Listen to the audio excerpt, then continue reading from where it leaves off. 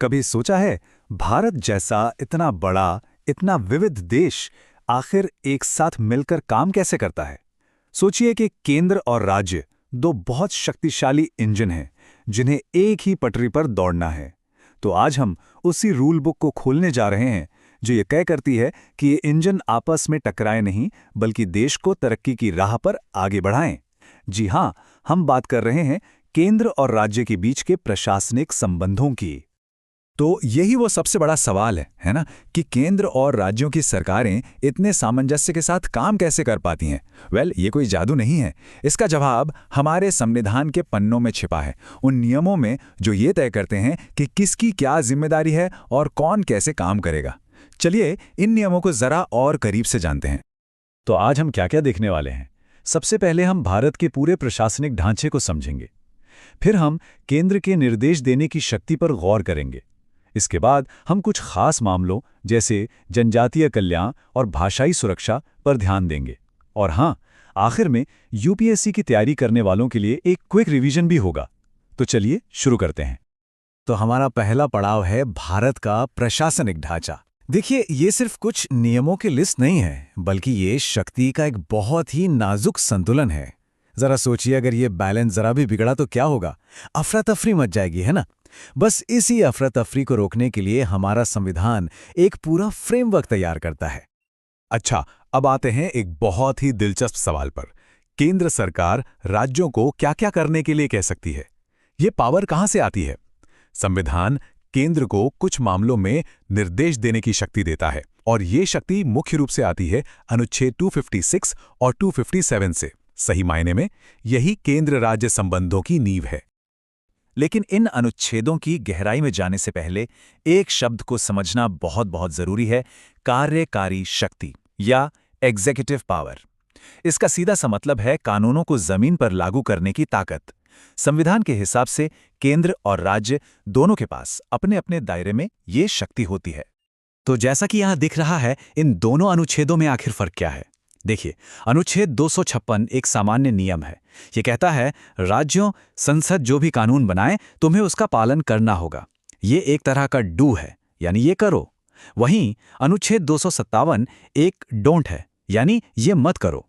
ये कहता है राज्यों, कोई भी ऐसा काम मत करो जिससे केंद्र के काम में रुकावट आए, खासकर कम्युनिकेशन और रेलवे जैसे राष्ट्रीय महत्व के मामलों में।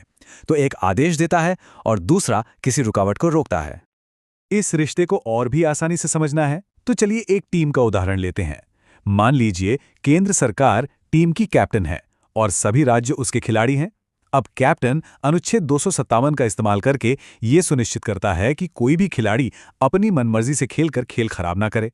और अनुच्छेद 256 के तहत कैप्टन ये भी पक्का करता है कि हर खिलाड़ी खेल के नियमों का पालन करे। आखिर लक्ष्य तो एक ही है, पूरी टीम यानी पूरे राष्ट्र की जीत।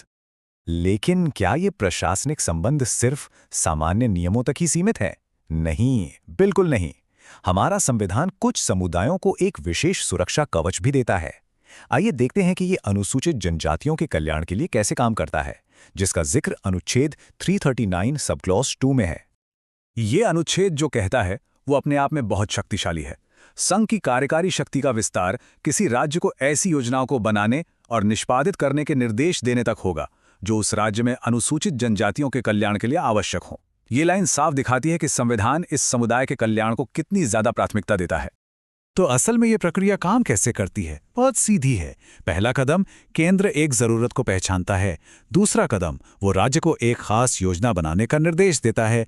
और तीसरा, सबसे अहम कदम, राज्य उस योजना को लागू करने से मना नहीं कर सकता।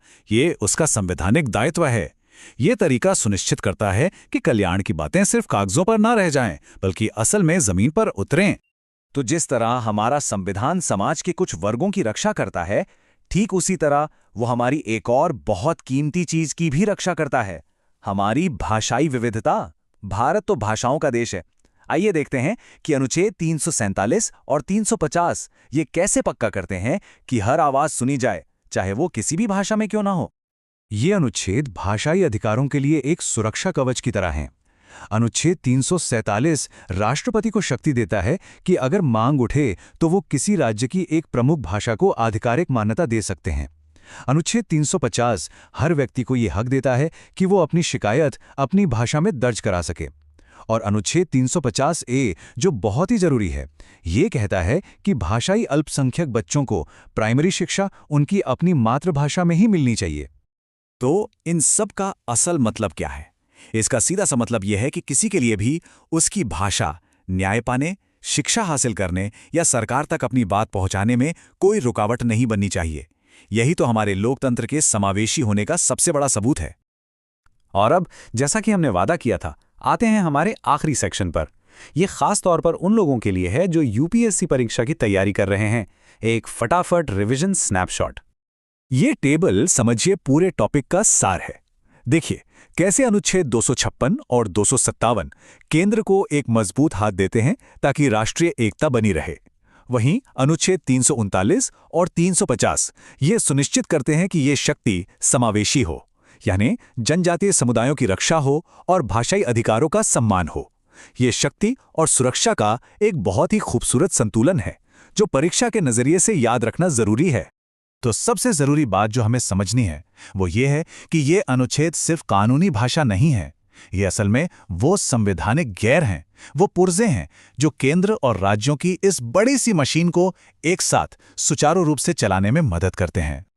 और मैं आपको एक सवाल के साथ छोड़कर जाना चाहूंगा। ये जो पूरा ढांचा हमने समझा, क्या ये राष्ट्रीय सहयोग का एक बेहतरीन टूल है या फिर ये केंद्र को जरूरत से ज्यादा नियंत्रण देता है? इसका कोई एक सीधा जवाब नहीं है, और शायद यही भारतीय संघवाद की सबसे बड़ी खूबसूरती और चुनौती भी है। इस पर जरूर सोचिएगा। धन्यवाद।